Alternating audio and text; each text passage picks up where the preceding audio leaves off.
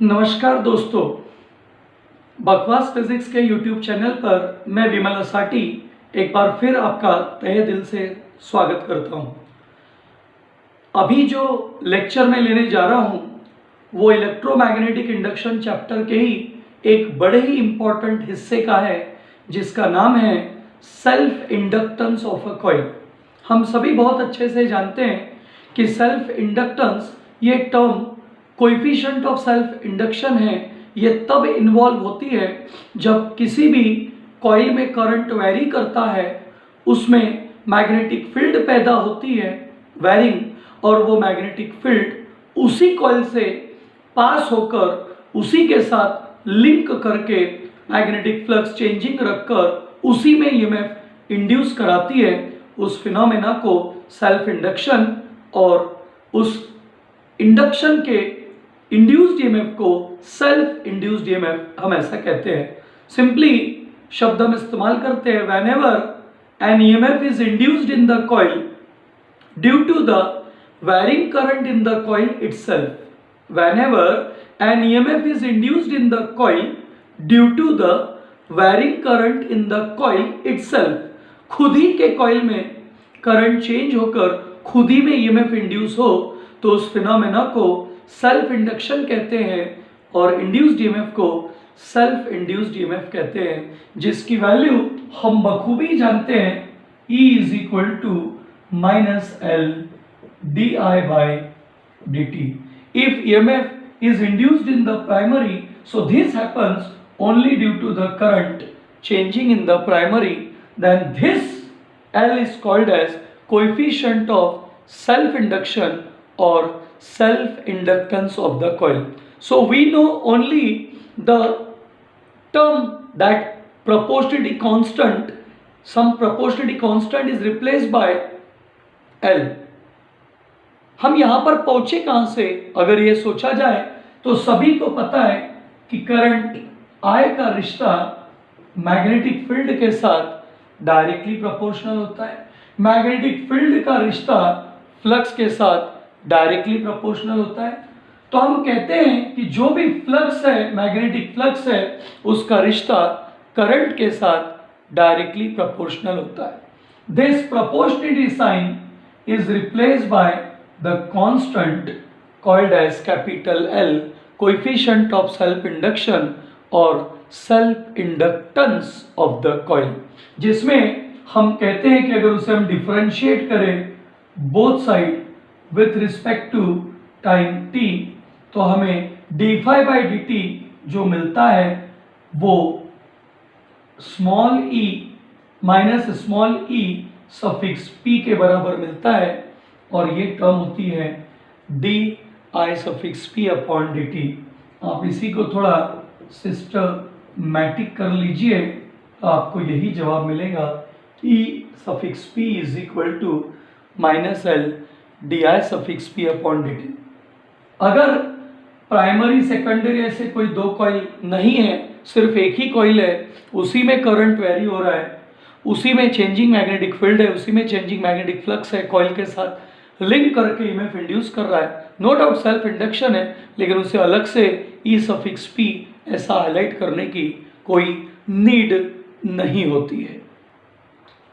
Actually हमारा लेना देना पूरी तरह से अभी self inductance of the coil के साथ है, जिसमें सबसे पहले हमें जानना है कि इस self inductance of the coil का फिजिकल सिग्निफिकेंस क्या है। दो तीन बातें हमें बहुत अच्छे से जाननी है। किसके लिए? सो कैपिटल L के लिए, अर्थात self inductance of the coil के लिए। Capital L self inductance of the coil. इसे समझने के लिए, सेल्फ इंडक्टेंस के फिजिकल सिग्निफिकेंस को समझने के लिए हम एक कंसिडरेशन करते हैं। सभी को पता है कि कोई ना कोई एक करंट कैरिंग कॉइल होगा, हालांकि हम यहाँ दिखा नहीं रहे, लेकिन समझने के लिए कह रहे हैं कि कोई ना कोई एक करंट कैरिंग कॉइल होगा। अब किसी कॉइल से अगर करंट फ्लो होगा सो डेफिनेटली वहाँ पर मैग्नेटिक फील्ड पैदा होंगी, डेफिनेटली मैग्नेटिक फील्ड कॉइल के साथ लिंक करेंगी, डेफिनेटली मैग्नेटिक फ्लक्स होगा अगर करंट चेंजिंग है, फील्ड चेंजिंग है, फ्लक्स चेंजिंग है और वो कॉइल के साथ लिंक करेगा, so no doubt EMF induce होगा। लेकिन जो कुछ भी ईएमएफ इंड्यूस होगा उस कॉइल में, वो चेंजिंग मैग्नेटिक फ्लक्स को अपोज करेगा according to the law of electromagnetic induction not given by Faraday, that was given by the Lenz's. क्योंकि लेंजेस लॉ के अकॉर्डिंग जो भी ईएमएफ इंड्यूस होता है वो चेंजिंग मैग्नेटिक फ्लक्स को अपोज करता है, इनडायरेक्टली चेंजिंग मैग्नेटिक फील्ड को अपोज करता है, इनडायरेक्टली चेंजिंग करंट को अपोज करता है। और वही बात हमें 2 मिनट पहले E is equal to minus L D I by D T में भी दिखी। क्योंकि आपको ये पता होना चाहिए कि लेंजेस लॉ अगर कहता है E is equal to minus D phi by D T, तो हमें बखूबी पता है कि हमारे फाई का रिश्ता या फाई की वैल्यू किसके बराबर है। अगर आप ध्यान से देखो तो अभी 2 मिनट पहले ही मैंने कहा minus D by D T of phi का मतलब क्या था, एल इंटू आई। फाई का मतलब क्या था, एल इंटू आई। क्योंकि अभी मैंने आपसे कहा था जो भी फ्लक्स है उसका रिलेशन करंट के साथ डायरेक्टली प्रोपोर्शनल है। जितना ज्यादा करंट होगा उतना ज्यादा फ्लक्स होगा। करंट कांस्टेंट है तो फ्लक्स भी कांस्टेंट है, करंट चेंजिंग है तो फ्लक्स भी चेंजिंग है। और उस प्रोपोर्शनलिटी साइन को हटा के कांस्टेंट लिया था हमने कैपिटल एल, क्योंकि करंट जिसमें चेंज हो रहा है उसी कॉइल में फ्लक्स लिंक कर रहा है। So that is called coefficient of self inductance, self induction और self inductance of the coil. So phi is replaced by L into I. So L अगर कांस्टेंट है तो बाहर है minus L D I by D T. So ये जो बात हमने लिखी ये लेंजेस लॉ के अकॉर्डिंग लिखी कि किसी भी करंट कैरिंग कॉइल में, किसी भी करंट कैरिंग कॉइल में मैग्नेटिक फील्ड चेंजिंग अगर है, क्योंकि करंट चेंजिंग है, मैग्नेटिक फील्ड चेंजिंग है, मैग्नेटिक फ्लक्स चेंजिंग है, और अगर वो कॉइल के साथ लिंक करता है तो ईएमएफ इंड्यूस होता है। जिसमें करंट चेंज हो रहा, जिसमें करंट चेंज हो रहा उसी में लिंक कर रहा है फ्लक्स, तो डेफिनेटली सेल्फ इंड्यूस्ड ईएमएफ हमें मिलता है, जो कि E is equal to minus L D I by D T के बराबर होता है। मैं ये बात इसलिए पहले फॉर्मूले वे से कही, फिर लेंजेस लॉ से कही, और ये जो टर्म हम लिख रहे हैं ये वास्तविकता में देखा जाए तो हम सेल्फ इंड्यूस्ड ईएमएफ की डेफिनेशन से कह रहे हैं E is equal to minus L D I by D T. मैं जो बात आपके सामने रख रहा हूँ वो purely physical significance of self inductance of the coil को समझने के लिए कि आखिर उसका फिजिकल मीनिंग क्या है, उसका वास्तविक अर्थ क्या है, वो किसके साथ एनालोगस है, वो किसके जैसा काम करता है, ये जानने के लिए हम बातचीत कर रहे हैं। तो अभी तक जो मैंने बात की उसमें आपके सामने शब्द है कि कंसीडर कीजिए, consider a current carrying coil in which the current is changing. Due to the change in the current, there will be the changing magnetic field, and this changing magnetic field will pass through the coil, or cross section area of the coil is responsible for giving the magnetic flux. This magnetic flux linked with that coil in which the current is changing. So definitely due to the phenomena of self induction of the coil, EMF is induced in that coil.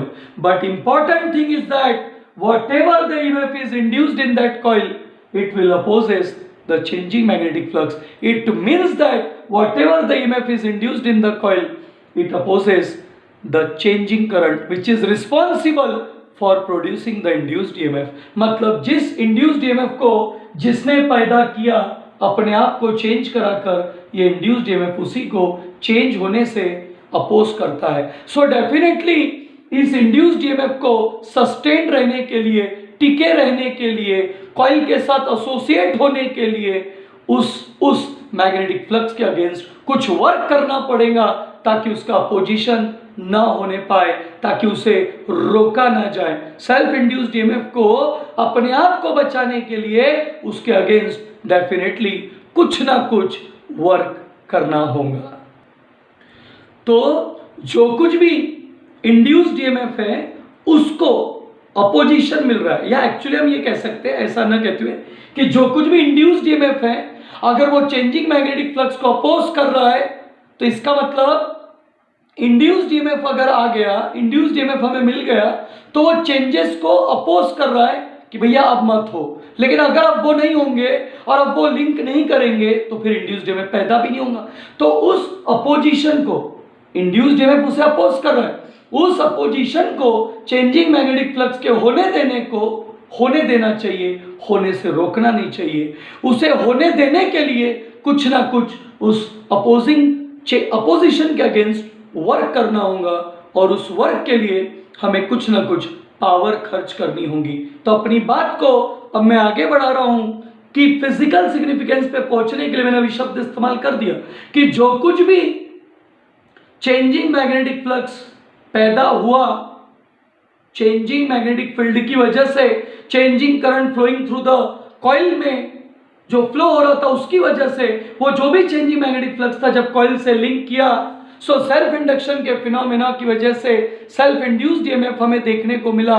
लेकिन ये self induced EMF उस changing magnetic flux को oppose कर रहा था, और उसके oppose करने के कारण वो लिंक करने में असमर्थ हो रहा था। उसके लिंकिंग को बढ़ाने के लिए, उसके अपोजिशन को खत्म करने के लिए कुछ ना कुछ अपोजिट वर्क किया गया, और वो वर्क करा के लिंकेज को बढ़ाया गया।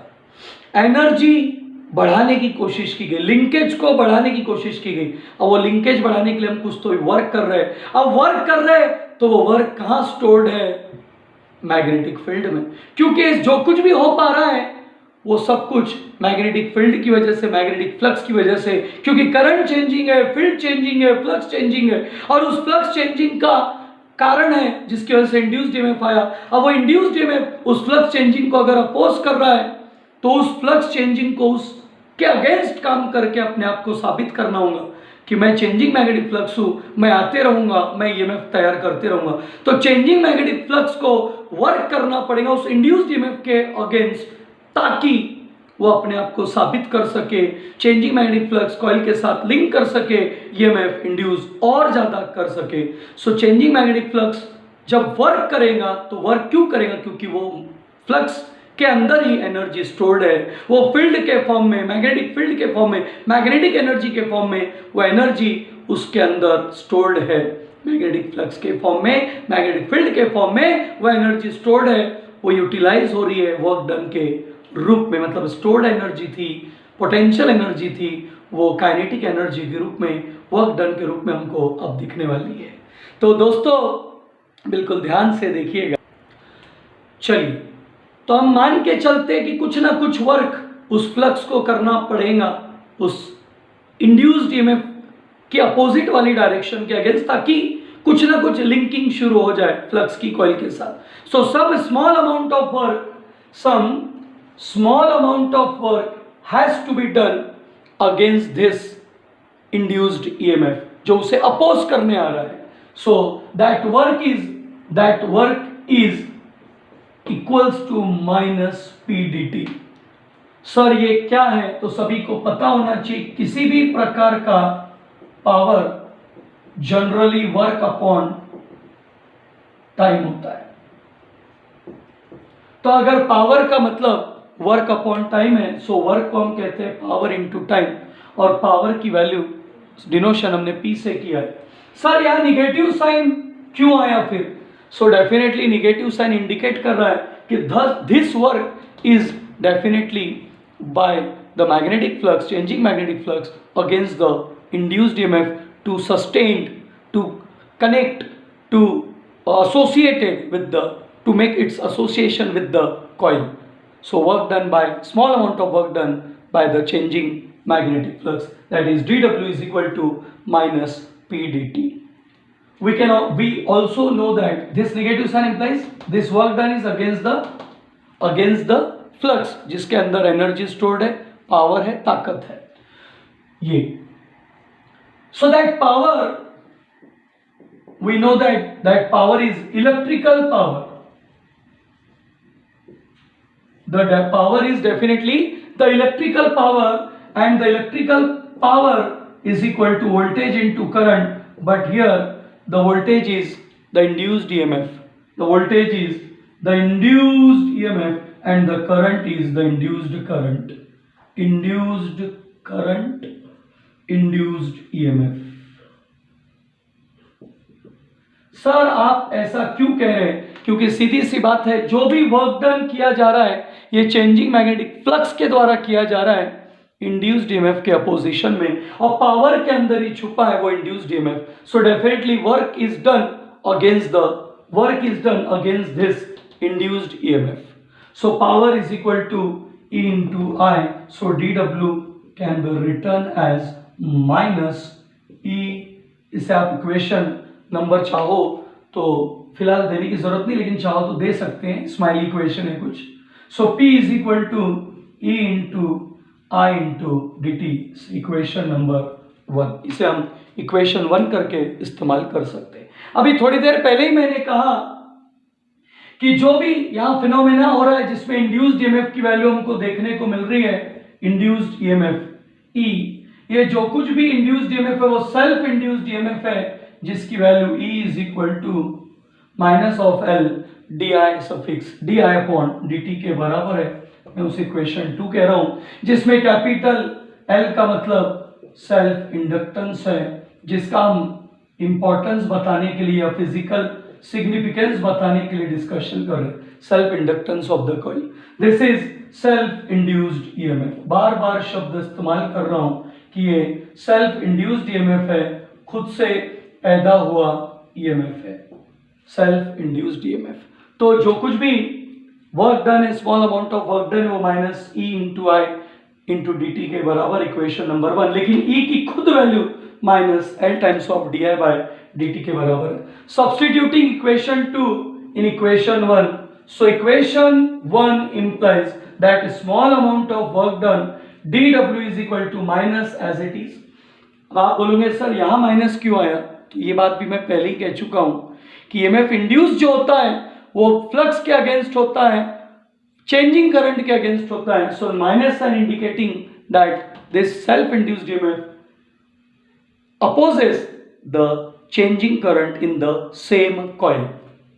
So dW is equal to minus of E की जगह इक्वेशन सेकंड से आएगा L di by dt into dt.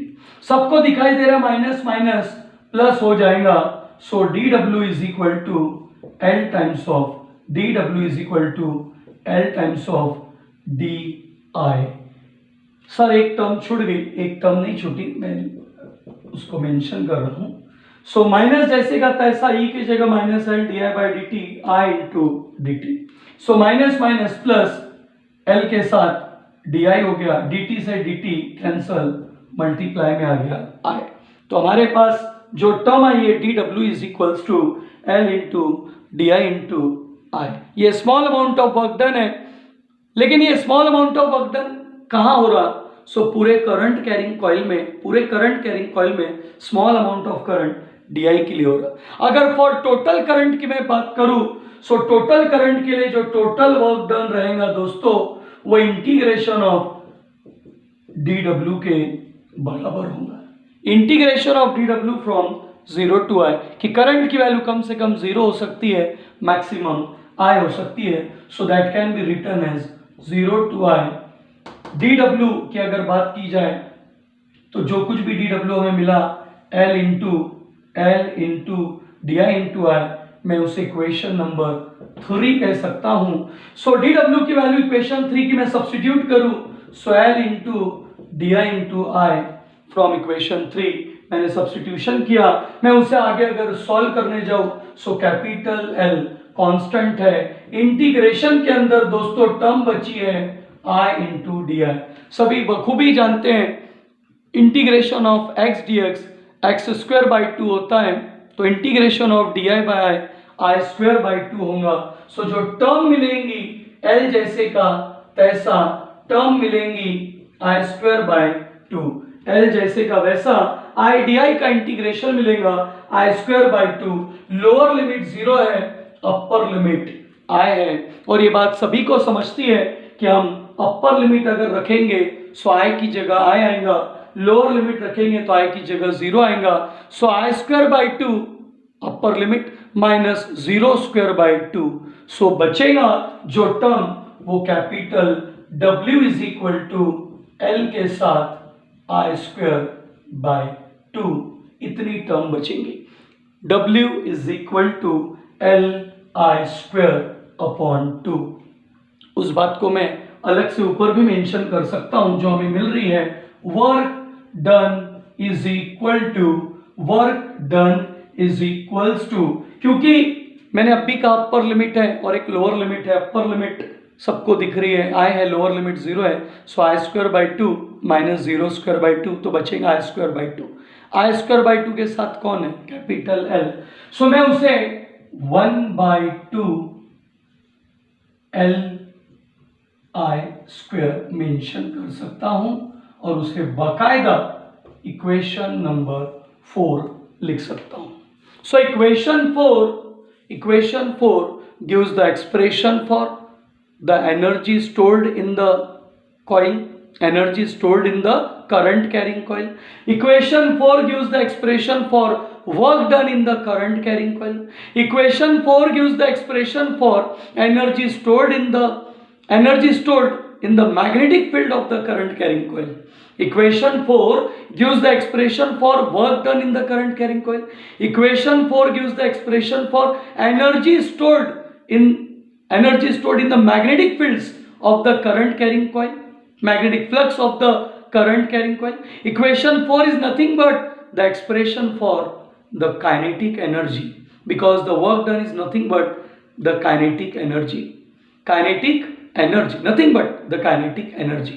तो ये जो बात हमने कही, इसमें हमें इक्वेशन जो मिली वो वर्क डन की हो सकती है, energy stored in the magnetic field of current carrying coil हो सकती है, या फिर वो काइनेटिक एनर्जी हो सकती है। सर आपने काइनेटिक एनर्जी कहा क्योंकि जो भी स्टोर्ड एनर्जी है जब वर्क डन के रूप में आती है सो वो काइनेटिक एनर्जी की तरह ही झलकती है। आप हर एक स्टेप को ध्यान से देखें। अब आप सोच रहे होंगे सर सिग्निफिकेंस कहाँ है, ये तो वर्क डन का आंसर है। ठंड रखो थोड़ी सी, सिग्निफिकेंस भी दिखेगा क्योंकि मैं इसे किसी के साथ कंपेयर करूंगा तो आपको वो चीज समझ में आएंगी कि एल का इंपॉर्टेंस क्या है। 2 मिनट लगते हैं लेकिन इन चीजों का आप अच्छे से ध्यान से देखिए, इन्हें अच्छे से नोट कीजिए तो चीजें आपको बखूबी समझ जाएंगी। तो चलिए अब आप लोगों को ये पता चल गया कि वर्क डन कहो या एनर्जी स्टोर्ड कहो या काइनेटिक एनर्जी कहो, work done by the current carrying coil, work done by the current carrying coil 1/2 L into I², energy stored in the magnetic fields or magnetic flux of the current carrying coil, kinetic energy of the current carrying coil is 1/2 LI². Equation number 4. We can compare this equation with the translational or linear kinetic energy. Say equation number 5. If we are comparing this equation number 4 with 5, then we observe that m is mass in the linear motion. M is mass in the linear motion. M is just like mass in linear motion. So definitely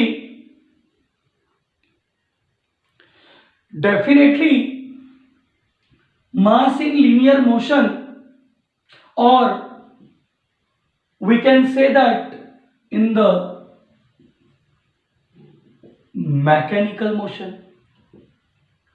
क्योंकि mechanics जहां शब्द आया, motion जहां शब्द आया, सो वहां m यानी mass ही है। So that mass in linear motion और mechanical motion, this is nothing but the kinetic energy, it is also called the mechanics energy और mechanical energy. So we know that the kinetic energy or mechanical energy suffix k is equal to half mv square, which is just analogous to the work done in the current carrying coil. So whatever the mass in linear motion, the same is L in the electrical motion. यहाँ motion होता है particles का, mechanical motion होता है particle का, वहाँ electrical motions होते हैं चार्जेस के। So this is the mass in linear motion is analogous to just like, और L in the electrical motion is just analogous to the mass in the mechanical motion, and this L is called as electrical inertia. जैसे जैसे मास stability को represent करता है mechanical motion में, कि जितना ज़्यादा बॉडी का मास रहेगा वो उतना ज़्यादा स्टेबल रहेगा. So mass represents the inertia. Thus, in the same way, the capital L, that is the self-inductance of the coil, represents the electrical inertia of the current carrying coil.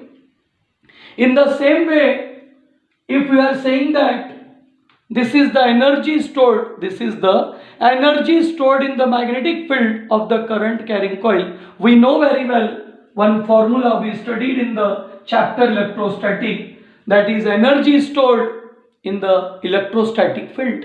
Energy stored in the electrostatic field of a parallel plate capacitor. Say equation number 6. So definitely capacitance of the capacitor is analogous to the electrical inertia. Analogous to the electrical inertia. Sir, why this is analogy?